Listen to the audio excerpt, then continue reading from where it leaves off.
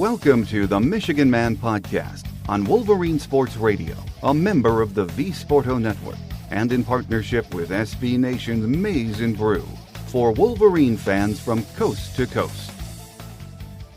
Go Blue, and welcome to the show. I'm your host, Mike Fitzpatrick. With us on our game day segment this week is basketball and football beat writer Orion Sang from the Detroit Free Press. First, a few of my thoughts to get us going. We are now in that time of year where things are slowing down on the Michigan athletic scene for many of us. Sure, we have the spring sports, but COVID-19 is impacting them now too. If we were not in this pandemic, we would have the spring game to talk about in April, but that isn't going to happen either. I usually spend more time on football during the month of April, but this year we have had the men's and women's basketball teams keeping us locked in on them, which is a good thing. We have heard some news from spring practice, but not much really, which is just as well. I'm fine with letting Jim and his staff do what they do in sort of anonymity. What happens in the fall is what we're really waiting to see. I'm sure in the coming months we'll get back to discussing football, and the closer we get to September, we'll all be jacked up again. As a matter of fact, next week we will be joined by one of our favorites on the show. Steve Lorenz from 24/7 Sports will stop by with an update on recruiting, and I'm sure he'll share his thoughts on what he's heard is going on behind the walls of Fort Schembechler. My guest today says Michigan basketball is in for an interesting offseason. We know we have the number one recruiting class reporting for duty in July, but there are other big questions. Who's staying? Who's leaving? Will we look to the portal for more help? We just don't know. Today we learned that Mike Smith has chosen not to return and will instead pursue a professional career. What a memorable year he gave us, though, so thank you, Mike Smith. Up next on our Game Day segment is beat writer Orion Sang from the Detroit Free Press on this week's edition of The Michigan Man, so stay with us.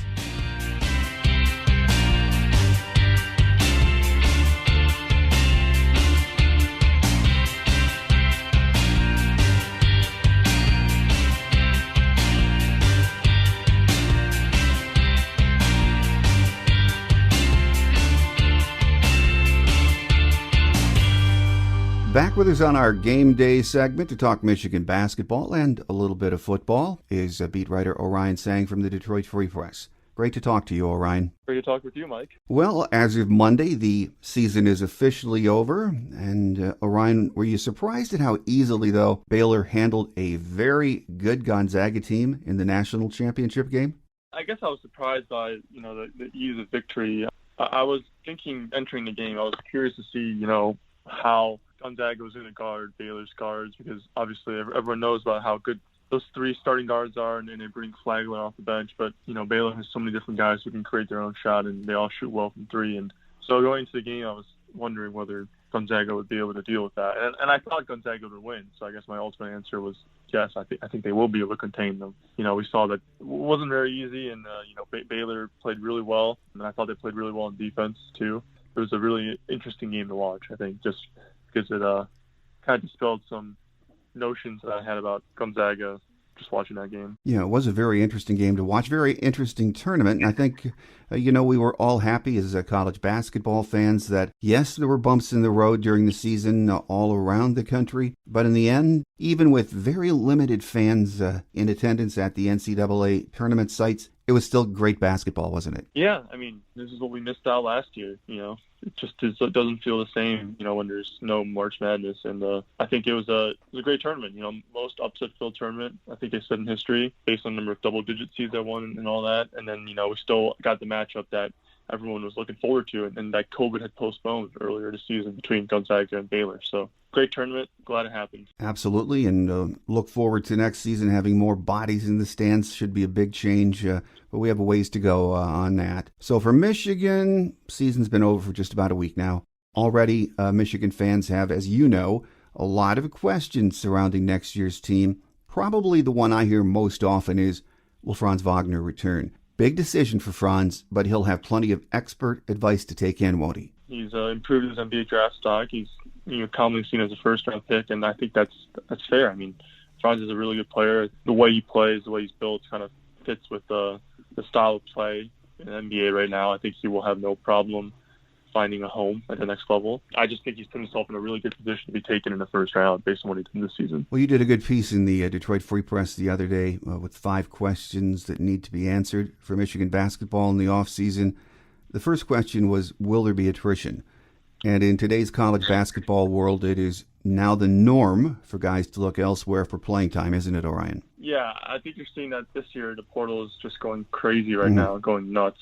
In this day and age, I think it's just natural for, guys who didn't play that much to maybe want to move on. And this isn't just for, Michigan. This is for, a lot of different schools. I mean, I think when you add that with the transfer rules that everyone thinks are coming, and the ease of being able to play immediately now, I think you're going to see more movement in college basketball than we did before. I think we're seeing that right now, and I don't know. I mean, it makes sense.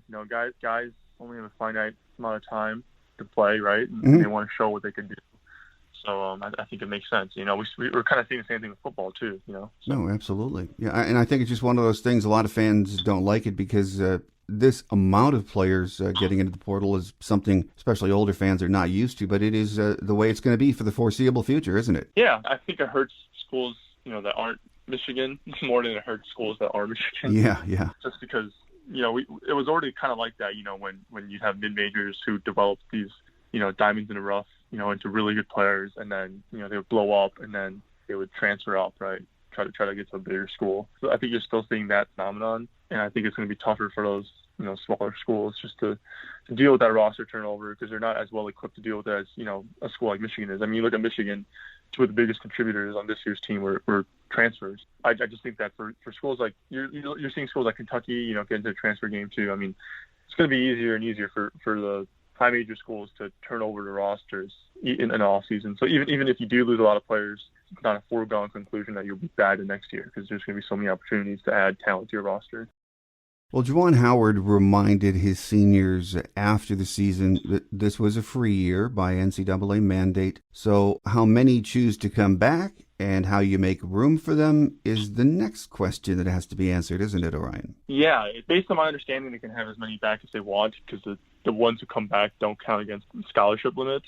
But obviously, it goes beyond that. And we both know that they're bringing in a number 1 recruiting class, right? And, when you talk to those recruits, certain promises were made, right? Not that I'm saying he promised a starting spot, but he and coaching staff, probably told these recruits what the roster would look like next year. I'm sure some of these recruits believe that they'll have a chance to earn minutes and that they won't be sitting on the bench all season. So that's something you have to contend with. And then there's guys that might want to move on, guys that have been in college for a while and are older and they've had their fill of college experience and want to move on to the next stage of their life, which is perfectly understandable. So, based on the way he managed the roster last season, I think he did a really good job of it, pivoting from his first plan to his second plan, and I think he will be well equipped to deal with whatever comes his way this offseason. Well, as you mentioned, Juwan made 2 huge pickups in the portal last year with Shawnee Brown Jr., Mike Smith. And then based on attrition, if there is any, and we just don't know right now, the portal, once again, as we mentioned earlier too, is still a viable option, isn't it? I believe right now, if you take out the seniors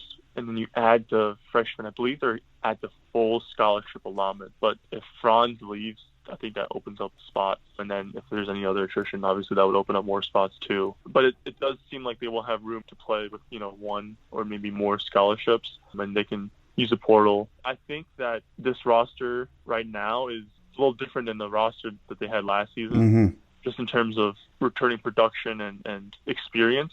So I'm not sure how that's going to affect what they do in a portal. They have different needs now. I do think in this day and age and with Michigan's roster situation right now, I think that if they want to add a high-impact transfer, I think the opportunity will be there. Looking ahead, we have the number 1 recruiting class coming in this year. If all goes well, they should arrive on campus in the summer. When you look at that, the question with that group is how quickly can they get up to speed, and how many do you think are going to be contributing early? Exactly, yeah.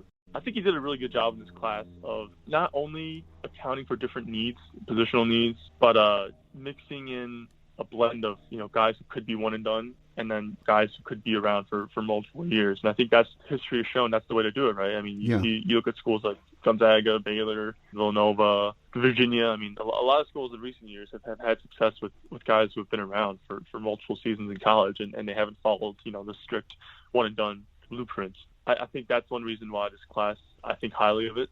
I think that there's guys who will play right away, like you mentioned. I mean, you look at a guy like Caleb Houston. When you watch him play, he just seems college ready. I mean, I talk about this a lot, and I feel like this goes under the radar. The ability to know what to do on a court and where to be, the basketball IQ, I think that aspect of basketball is somewhat underrated nowadays. I think one of the reasons why Franz Wagner was so good immediately last season was because he just knew what to do when he was on the court. He wasn't putting in 20 points or hitting like 5 threes immediately, right? But he was immediately an upgrade as a starter, as a true freshman, because of his high basketball IQ. I think Caleb Houston is a similar prospect in that he seems very mature. He knows where to be. He's a good team defender. He can shoot really well, and I think that's a big selling point too. And I think he will step in and play a lot next season. Look at guys like Diabate. I hope I didn't pronounce that incorrectly. And guys like Frankie Collins. I mean, there's going to be a need for some of those guys. Diabate could play backup center. He could play the 4. He's pretty versatile. He looks like he can be a really impactful defender with his length and his athleticism. And then, you have a guy like Frankie Collins, who could be a high-level creator. We don't know when he will emerge as one. It's hard for freshman point guards to be really good, but maybe he can play like an Andre Curbelo type role off the bench for Michigan. It's a good class. I think you're going to see multiple guys play right away. We still have the questions surrounding the program that will develop over the coming weeks and months as far as attrition, the portal and all. And I guess that would lead to the next question, or the answer to the next question, which is how many will Juwan bring in with the class of 2022? Really, we don't have any idea on that right now, do we? The scholarship situation right now in college basketball, I mean, it's hard to look past even this year. But I do think there'll be based on what we've seen, it won't be a small class. I think the days of taking, 1 or 2 players, that's probably over. I think you're probably going to see at least 3 or 4, maybe even more. It looks like it's going to be another good class. I haven't really done too much or dove too much into who they're looking good for, who they're after. But I have watched some of the guys they've offered, and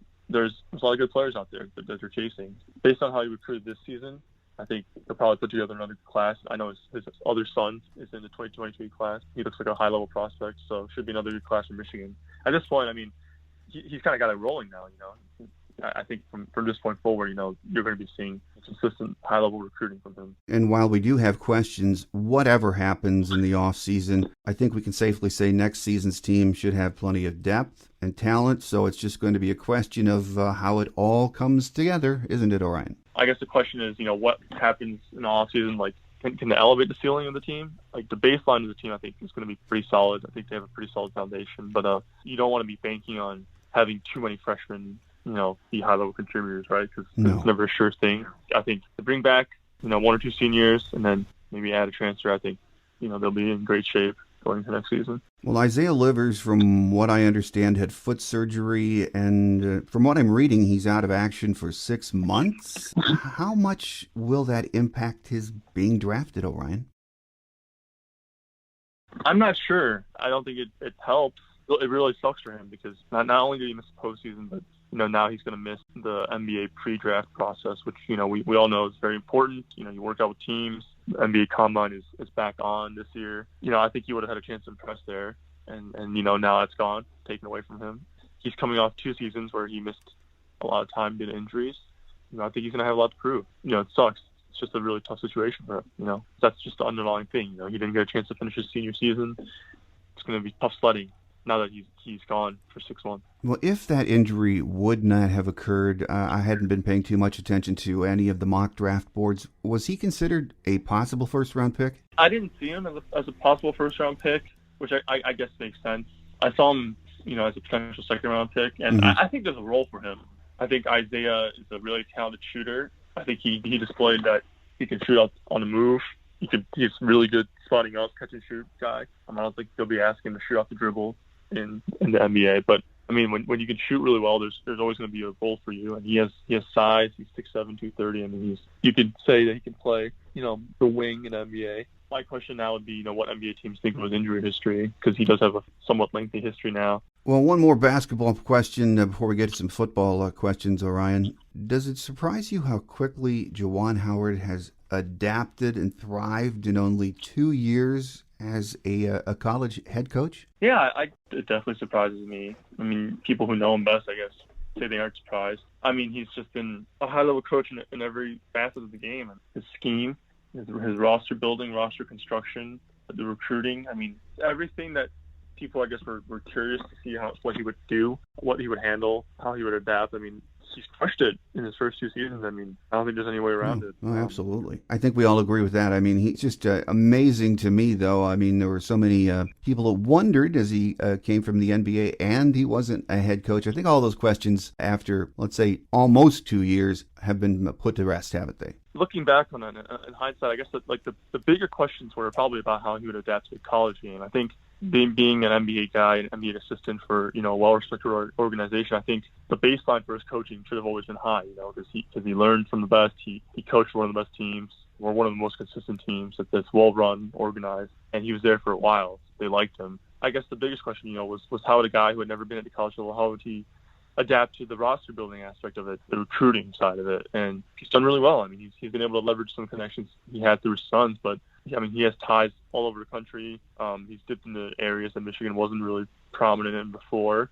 He's shown that he can handle the transfer portal. He's shown that he can adapt to it. I mean, he got Mike Smith and Shawnee Brown, and those two guys were huge parts of this year's team. So that part of it is just fascinating, just the ability to come from the NBA where you don't have that stuff, and to be able to just get a good grasp of it immediately. I mean, I think that's the most interesting part of it, all of this. Fully agree with that. A couple of football questions before we let you get away, Orion. And I know with basketball, you haven't had much time or as much as you'd like to focus on anything football, but there really hasn't been much news coming out of spring camp. And one of the questions I get asked a lot is, what areas do I think need the most improvement with Michigan football? And my answer is always the same. It's everything. After what we saw last year, there is so much that needs to be fixed, and I don't think they can accomplish all of that during spring ball or summer workouts. My expectations for this team are really not very high this year. I expect them to be better, but I'm not saying Big Ten championship contender. Unfortunately, I think in a lot of ways, Orion, this is a rebuilding year, isn't it? It seems that way. New defense. It's a pretty different situation for the last time they had a new defense. I mean, the last time they were installing a new defense, they were bringing back the majority of the team that was very good in 2016. I lean towards what you're saying. I agree with you. I do think it'll be a rebuilding year. I think that Michigan is probably better equipped to bounce back than a lot of other teams, just because they are a top 20 team when it comes to recruiting the past few years, top 25 team at least. They've put together some solid classes, so this isn't like a rebuild it's taking place at Illinois. I think that they could bounce back and get to over 500 pretty quickly. I just don't know if they have the ceiling to be a title contender. I think there are other teams that are better equipped, better players, more experienced, that aren't learning a new defense. I think those teams are probably ahead of Michigan in the pecking order right now. But you're looking for improvement every year. I mean, it's year 7, so it feels weird to be saying this. I don't think it's necessarily a bad thing that they hit the reset button. I think it was needed. I think they needed some change. I think what was going on before wasn't working. I think we all saw that. So I guess we have to see how this plays out, because I do think everyone would agree that they needed to change some things up. A lot of these questions we are asking, that fans are asking, can't be answered until next year. So we just have to be patient, and that's very hard. But a final question for you that really is about the fans. Orion, season ticket holders received their renewal notices last week, and I think have until April 22nd to pay. I know the athletic department would like a full big house next fall, but really, realistically, I should say, at this point, we are a long way from knowing just how many bodies are going to be in seats, aren't we? Yeah. I don't think we'll know until closer to the season, but I do know that there will be at least some fans. Yeah. Just an improvement over what we had this past season. I don't know. I mean, it was weird having a fully, a basically empty stadium, and I don't know how weird it will be if there's only 25% or 50% capacity.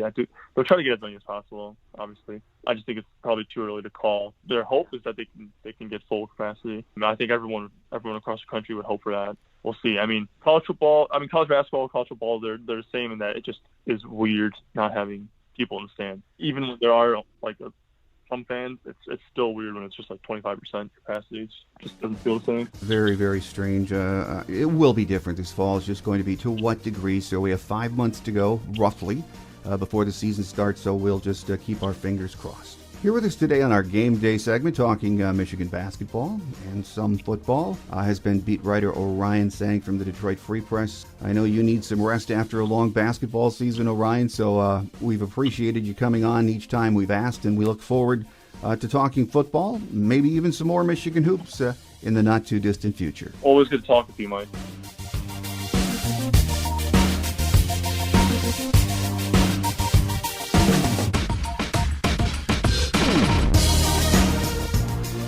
On Quick Hits today, football season ticket holders will have to pay up by April 22nd.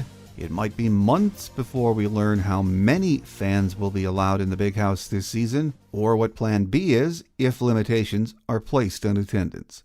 I don't envy the athletic department having to figure out how they are going to work this out. I'm sure they have considered every conceivable situation and will be ready to deal with it. The athletic department announced on Wednesday a pair of non-conference home games against New Mexico and Central Michigan, slated for the 2025 football season. The Wolverines will host New Mexico in the season opener, and 2 weeks later welcome Central Michigan to the Big House. In between those two games, we will be traveling to Norman to meet up with the Sooners. Number 23 ranked softball, 13-3 overall, will end its 1-week pause and resume competition with a 4-game road series at Ohio State this weekend in Columbus. The teams will square off at 4 p.m. on Friday before playing a 1 p.m. doubleheader on Saturday and a 1 p.m. series finale on Sunday. All 4 games will be streamed live on Big Ten Network Plus. Michigan leads the nation with a 0.87 team earned run average. Individually, junior right-handed pitcher Alex Duraco ranks 5th nationally with a 0.49 ERA, while senior lefty Megan Bobian is 15th with a 0.94 ERA. The Wolverines have earned shutouts in 7 of their 16 games this season. U of M previously led the nation in 2008 when All-Americans Nicky Nemitz and Jordan Taylor combined for a 0.88 ERA. Number 25 baseball returns home for the first time in 3 weeks as the Wolverines play host to Ohio State in a 3-game series from Friday through Sunday. Friday and Saturday's games will be streamed live on the Big Ten Network Plus, while Sunday's game will be broadcast live on ESPN2. We are 13-6 heading into this week's action. Next week we get back to football.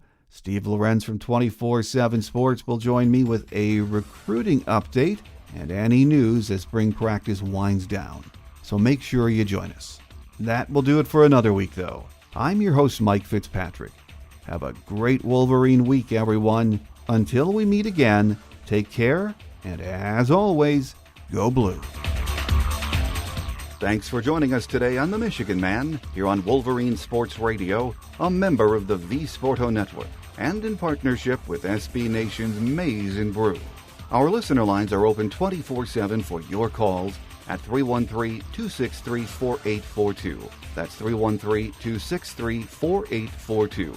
Or email us at themichiganmanpodcast@yahoo.com. That's themichiganmanpodcast@yahoo.com.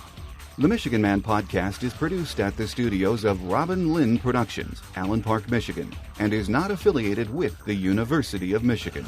Go Blue!